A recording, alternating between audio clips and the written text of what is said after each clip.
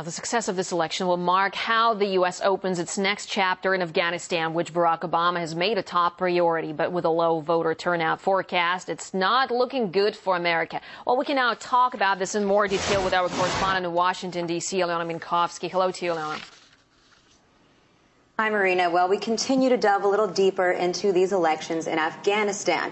Now, with weeks to wait before the results might come in, people can only speculate as to what the results might be and what kind of a role the violence and the corruption may have really played in these elections. Now, while the Taliban threats did lead to a lower voter turnout, especially in the South, they didn't stop all Afghanis from going out and risking their lives to cast a ballot. So what is the mood there in Afghanistan?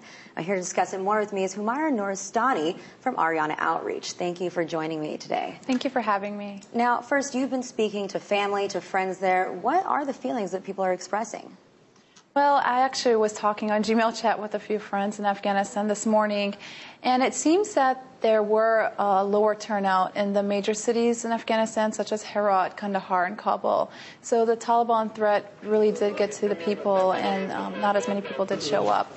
However, speaking to my aunt last night in Kabul, she said that most people are very anxious.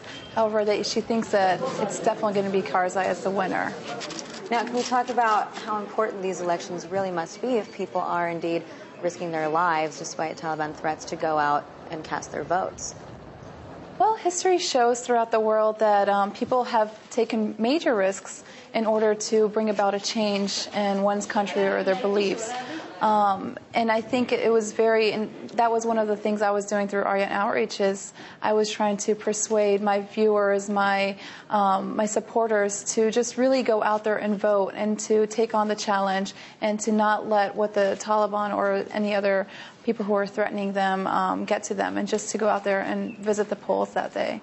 I think it is really important, whether we want change or whether they wanted to have the same president, that they do cast a vote so that it is a step further closer to democracy.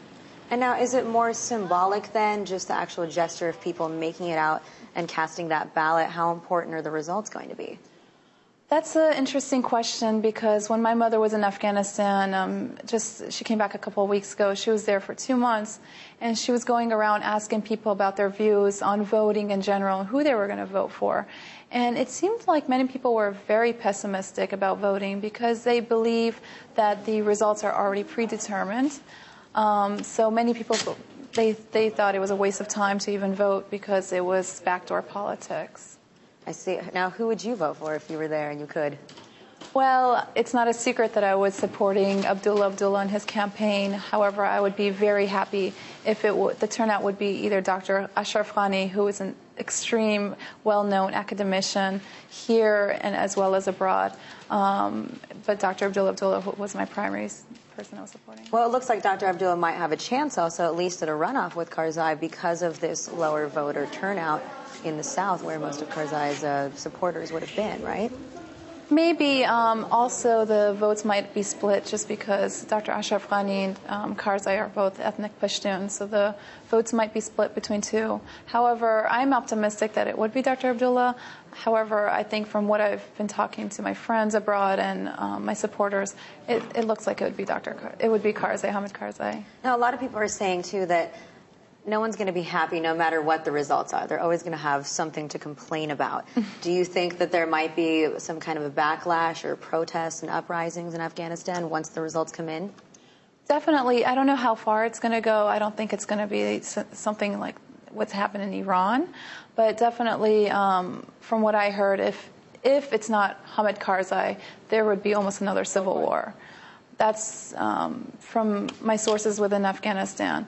If it is Hamid Karzai, I think people won't revolt as much just because they've been used to the past 8 years with the same leadership.